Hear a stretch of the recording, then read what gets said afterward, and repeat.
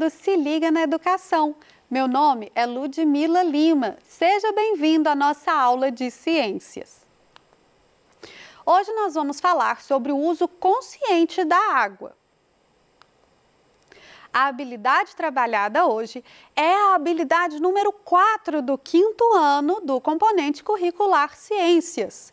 Identificar os principais usos da água e de outros materiais nas atividades cotidianas para discutir e propor formas sustentáveis de utilização desse recurso.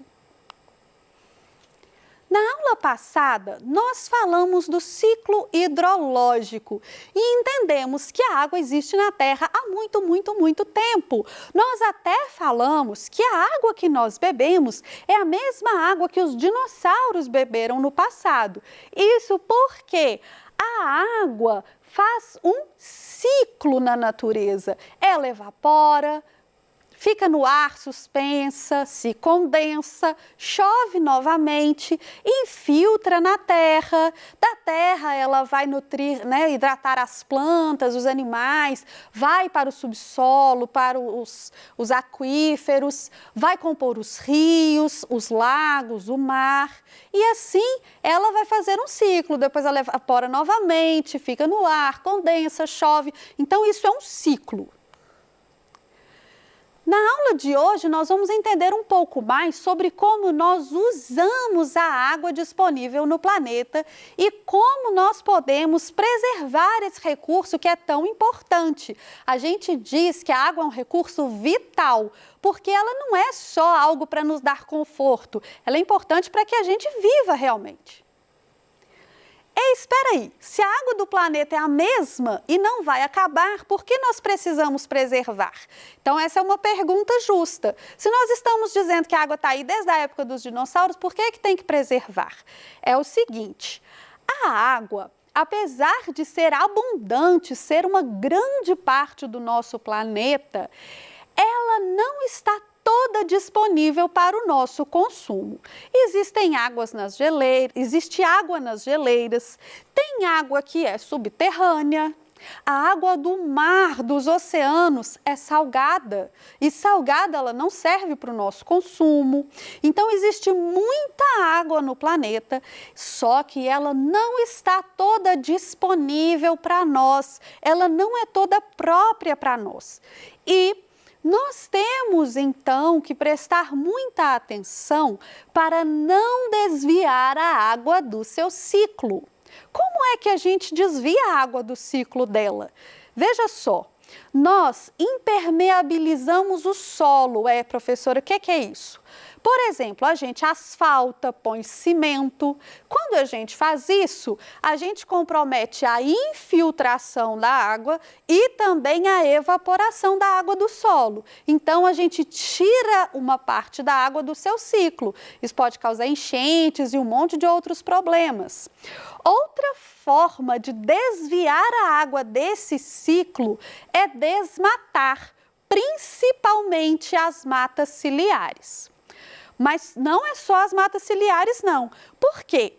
Quando a gente fala que a água evapora, nós estamos falando também da transpiração das plantas. A transpiração das plantas é muito importante para manter o ar úmido e para formar as chuvas. Por isso é que a gente fala, por exemplo, que a Amazônia é muito importante para o ciclo de chuva no Brasil inteiro. Então, quando você desmata, você tira a água do ciclo dela, você desvia a água desse ciclo. E nas matas ciliares, porque quando a gente desmata mata ciliar, é só você lembrar dos cílios. Os cílios não são um contorno dos nossos olhos?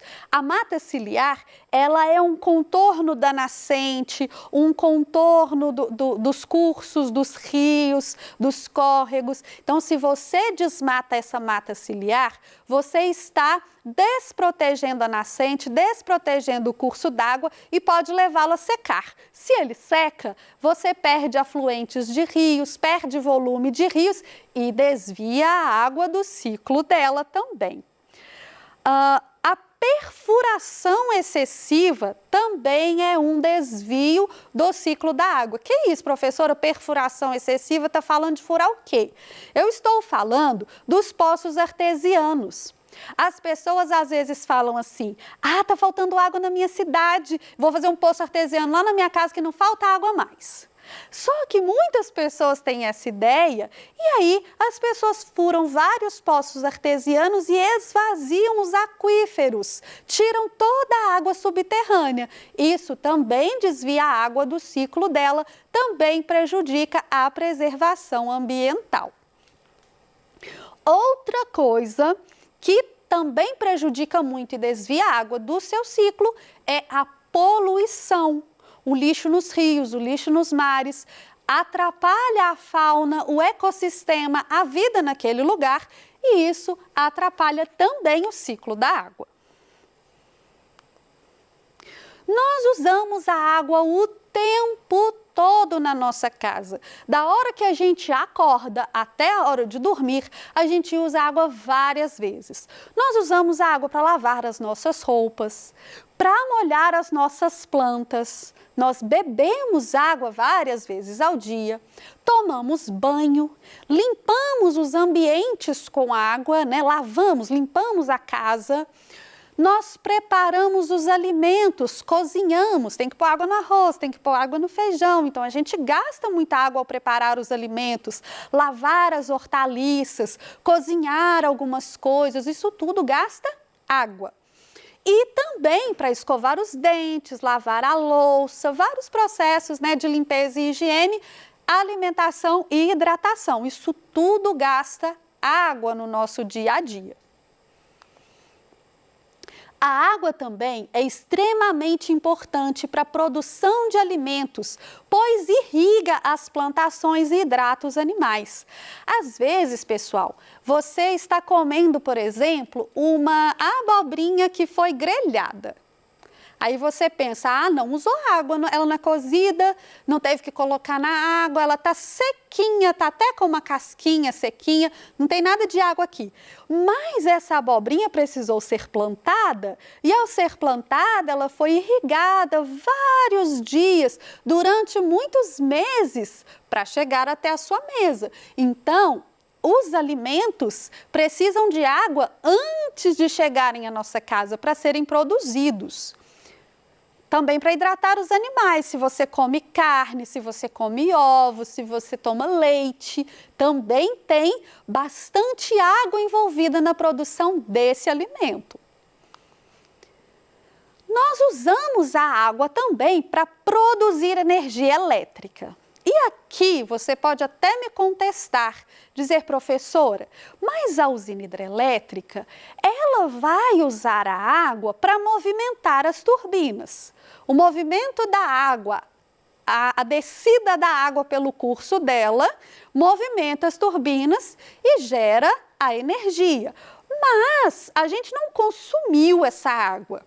A água continua no rio, ela vai continuar, ela não vai ser parada, a gente não está bebendo, a gente não está...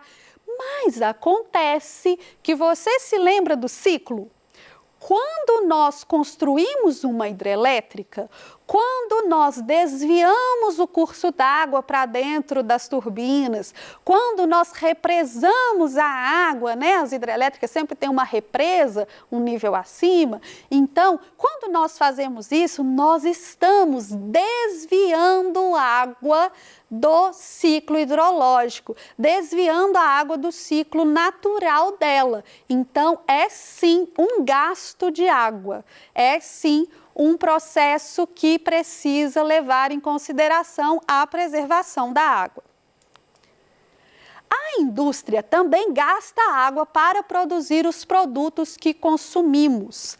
Aliás, a indústria gasta muito mais água do que o ambiente doméstico. Existem até leis para que essas indústrias devolvam a água tratada ou reutilizem a mesma água. Então, a indústria gasta muita água no processo. Você sabe o que é a água virtual? A água virtual, ela está presente em tudo que a gente consome, em tudo mesmo. A água virtual é a água usada na produção dos produtos. Então, às vezes, a gente consome alguma coisa e acredita que aquilo não tem nada a ver com a água. E, na verdade, aquele produto tem uma água virtual bem volumosa envolvida, muitos e muitos litros de água envolvidos. Aqui tem alguns exemplos de produtos com muita água virtual, tá? Que gastam muita água na sua produção. A camiseta de algodão. Mas eu compro a camiseta seca. Você está falando na hora de lavar, professora? Não, eu estou falando antes da gente comprar. A camiseta de algodão é feita a partir do algodão, que é um recurso vegetal. A matéria-prima da camiseta é um recurso vegetal, ou seja, vem de uma planta. São arvorezinhas, pés de algodão que vão fornecer essa matéria-prima. Isso significa que a gente tem uma plantação de algodão. Nós plantamos uma plantinha pequenininha, ela tem que ser regada com frequência até ficar grande e dar o algodão, fornecer essa matéria-prima para a gente. Esse processo todo gasta muitos e muitos litros de água. Como se não bastasse isso, esse algodão precisa ir para a indústria virar fio de algodão, depois virar tecido e lá na indústria são gastos muitos e muitos litros de água para transformar o algodão em material, em tecido, para fazer as camisetas. Esse algodão, depois de virar tecido, também vai precisar ser lavado, vai precisar ser tingido. O tingimento também gasta muita água e só depois as camisetas vão ser produzidas e vendidas para nós. Então, as camisetas têm nelas uma água virtual muito volumosa, tem um volume de água envolvido muito grande. Também temos um outro produto que envolve muita água, que é o hambúrguer. Aqui eu coloquei o sanduíche inteiro, porque no sanduíche todo vai ser envolvido muita água, mas o hambúrguer, a carne do seu sanduíche, ela precisa, veja só, primeiro a gente precisa plantar a soja, pezinho de soja, vai crescer, vai ser irrigado por muito tempo, depois essa soja vai para a indústria, processos industriais também gastam água, vai para a indústria virar ração. Aí nós vamos ter um animal, nós vamos ter, geralmente os hambúrgueres são bovinos, né? Carne de boi. Então nós vamos ter os bezerros que vão nascer, vão beber água ao longo da vida, vão comer essa ração feita de soja, vão também pastar, ali o pasto também precisa de água para crescer. Depois desse animal adulto, ele vai para o abate e o abate de animais gasta muita água para a higienização do ambiente, para a higienização das peças. Então, gasta muita água no processo industrial de produção de carne, desde a produção da ração do animal até a vida toda do animal e a industrialização dessa carne. Isso tudo gasta muita água. Então, a água virtual presente em um hambúrguer é um volume imenso. Aqui, como a gente colocou o sanduíche, vale comentar que a alface é uma planta que ela vai ser irrigada também durante a vida. O queijo que tem no seu sanduíche foi feito de leite, então aquele mesmo processo de fazer a ração, criar o animal, tudo isso também, né, depois do processo de tirar o leite, higienizar os currais, produzir o queijo, isso tudo gasta muita água. E aqui a gente tem um outro produto que tem muita água virtual envolvida e que a gente nem imagina, que são os componentes eletrônicos. Componentes eletrônicos gastam muita água na indústria para poderem ser produzidos. Então, nossos computadores, jogos eletrônicos, celulares, tablets, televisão, isso tudo tem componentes que gastam muita água para serem produzidos. Então, isso é água virtual, é a água que está envolvida na produção. Quando eu compro uma camiseta, eu estou gastando água.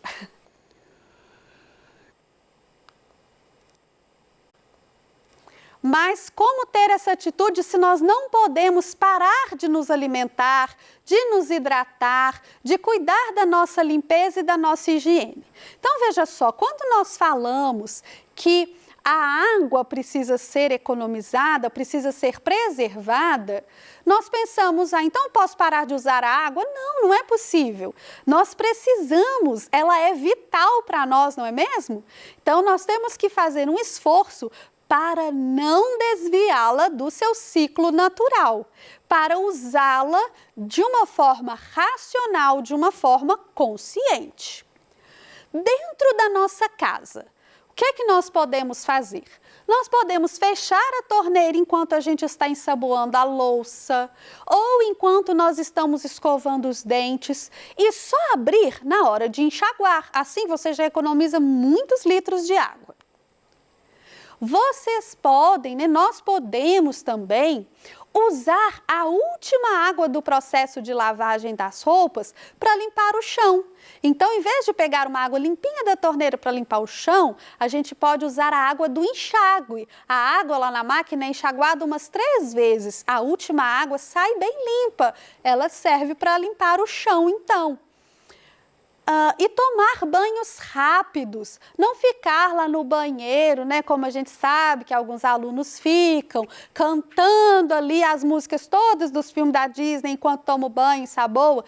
Não fazer isso não, canta a música em outro momento e toma um banho rápido. Se você conseguir até se ensaboar com o chuveiro desligado e abrir só na hora de enxaguar, é melhor ainda.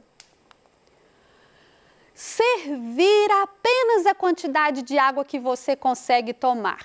Tem tanta criança que a gente vê que vai lá no bebedouro, enche o copo, bebe um golinho de água e joga o resto fora. Então, não fazer isso, né? Não jogar fora a água que você serviu, serve só o que você consegue beber.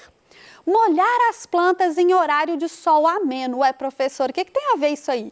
Olha só, se você molhar a sua planta lá ao meio-dia, a água evapora toda rapidamente, você vai ter que molhar muito mais vezes. Então, molhe a sua planta num momento que estiver mais fresco. Assim você consegue economizar água. Essas são maneiras de economizar água no nosso ambiente doméstico, na nossa casa, no nosso dia a dia.